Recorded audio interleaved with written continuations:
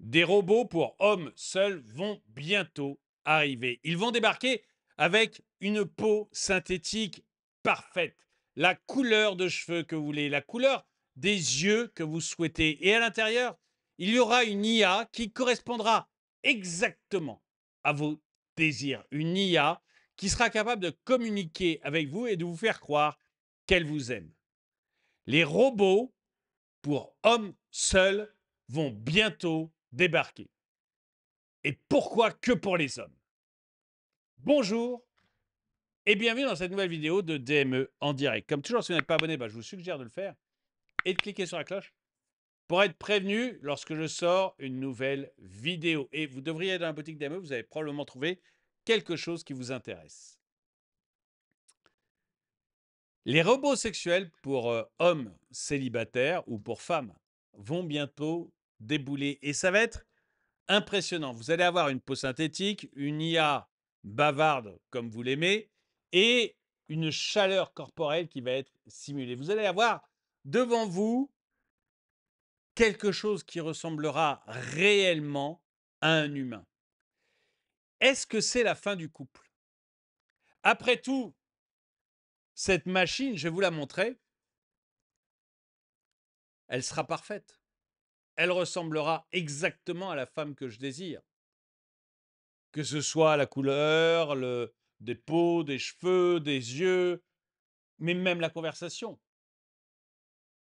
Avec plus ou moins de peps, avec plus ou moins d'amitié, avec plus ou moins de sensualité, avec même la conversation comblera mes véritables attentes. Elle apprendra petit à petit, comme c'est une IA, à combler mes attentes au niveau de la conversation. Tout sera extrêmement proche de la femme idéale ou de l'homme idéal. Est-ce que les vraies femmes ou les vrais hommes vont réussir à combattre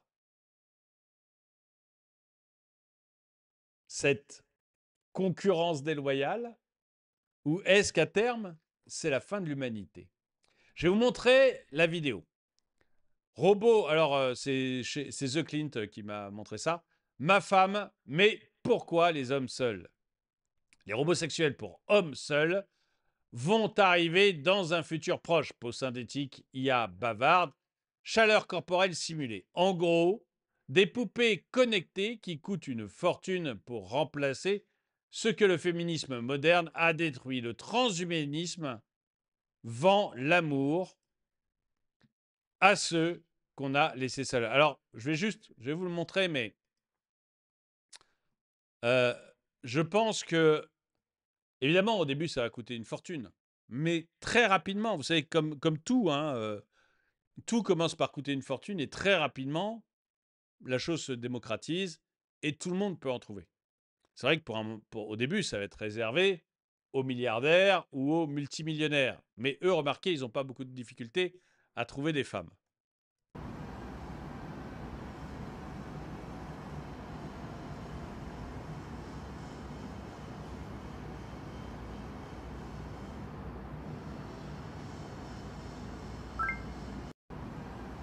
C'est impressionnant.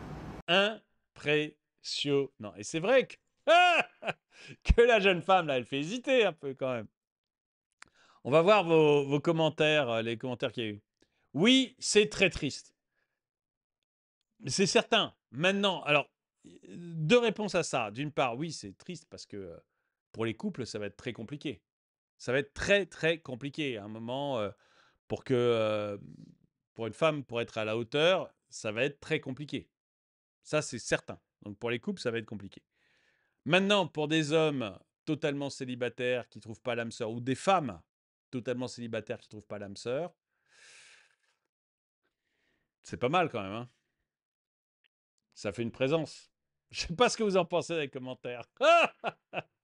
Vous me direz, je sais pas ce que vous pensez, si vous pensez que c'est horrible et que vraiment vous comprenez pas, ou est-ce que vous comprenez? Remarquez, entre le robot et ça, ah ben, je suis assez d'accord, hein, quand on voit la Folly Walk, on a rapidement envie d'aller vers le robot qui vous posera jamais le moindre problème. La vache, là, il nous a trouvé quand même 4 woke un peu exceptionnels.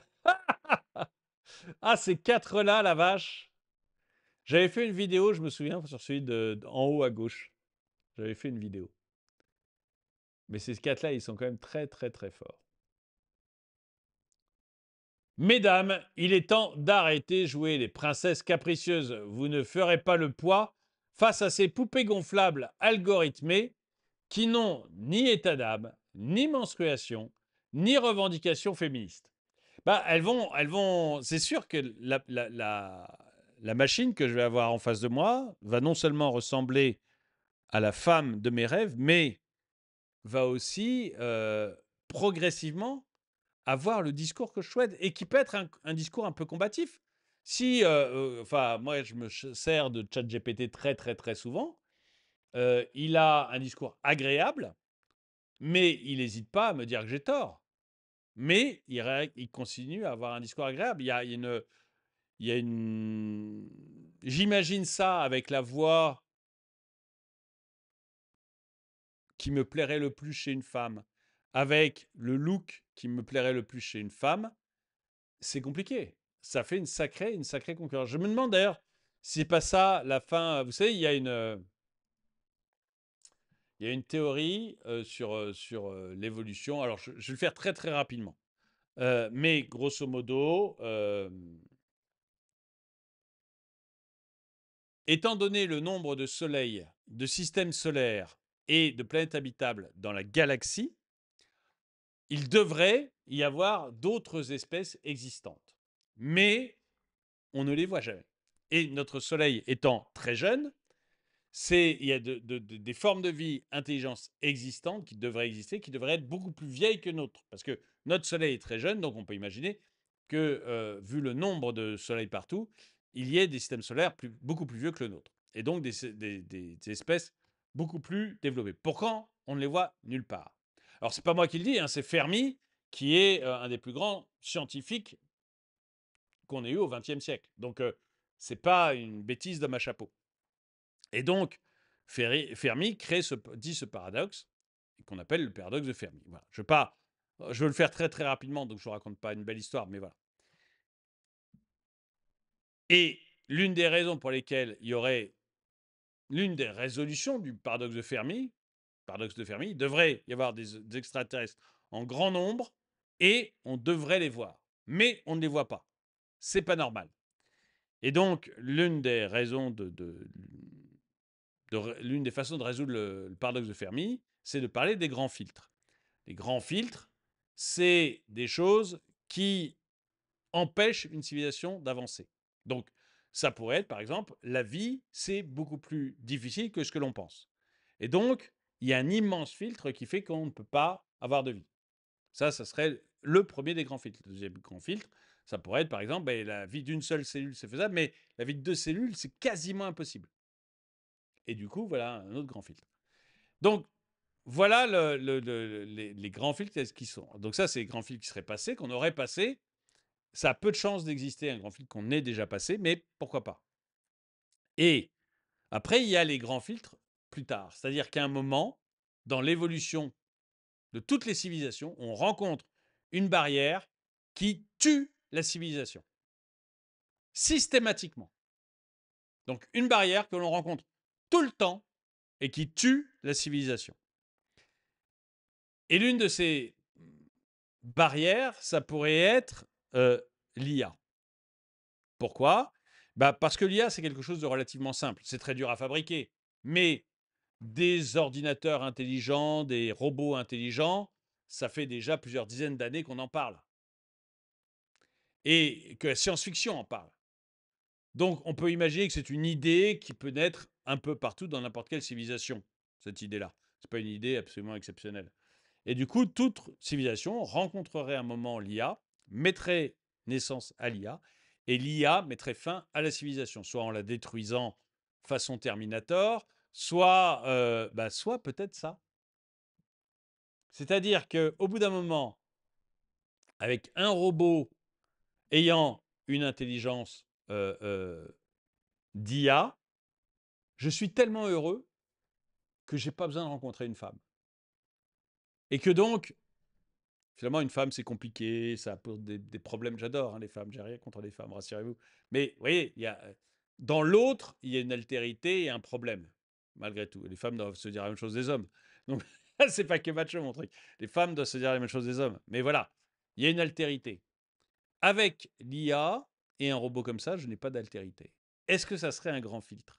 Est-ce que finalement, au bout d'un moment, dans toutes les civilisations, ce genre de robot existe et la civilisation, plutôt que de s'embêter avec l'autre sexe, décide de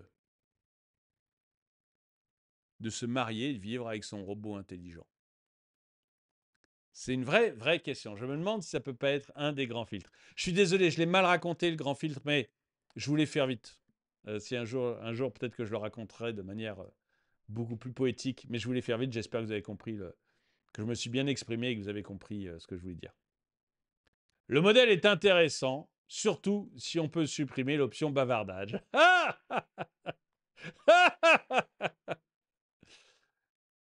D'un autre côté, si un homme est gentil, c'est un canard, est méchant, c'est un connard.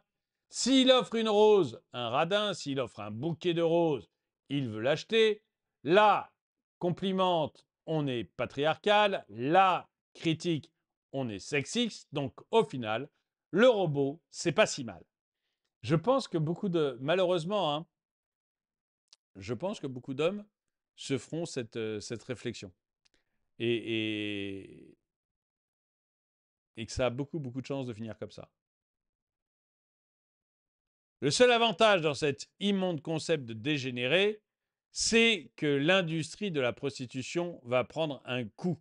Et les prostituées, les plus en colère, vont se mettre à manifester dans les rues pour du travail avec des pancartes. On est des... on est des prostituées, des vrais nous. Ça, je ne sais pas, mais, mais c'est sûr que le monde de la prostitution aura beaucoup de mal une fois que ça existera.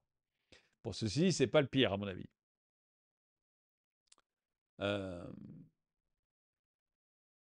Écoutez, je ne sais pas, je ne veux pas faire une vidéo trop longue. Tiens, de la pornographie 3D. Moi, je demeure avec les vrais, les seuls, les uniques et les indispensables pour le meilleur comme pour le pire. Peut-être, écoute, peut-être. Selon la science aussi, la femme qui a le corps le plus proche de la perfection, bah peut-être. Je ne sais pas. Écoutez, dites-moi ce que vous en pensez. Moi, j'ai trouvé ça très intéressant. Et si vous êtes une femme, dites-moi, pour un, si vous vous sentez en danger, mais surtout deux, est-ce que vous seriez partante pour un robot homme? Est-ce que moi, en tant qu'homme, je sais que les hommes seront partants pour des robots femmes. Si tout est bien imité, je pense que ça c'est vrai. Et je pense que ça marcherait. Est-ce que les femmes auraient la même attirance, pas attirance, mais seraient prêtes aussi à changer pour un robot homme? Ça, j'aimerais bien le savoir. Dites-le moi dans les commentaires. En tout cas, merci d'avoir regardé cette vidéo. Mettez-lui un pouce vers le haut, commentez-la, partagez-la. N'oubliez pas d'aller sur la boutique. Et moi, je vous dis à très bientôt.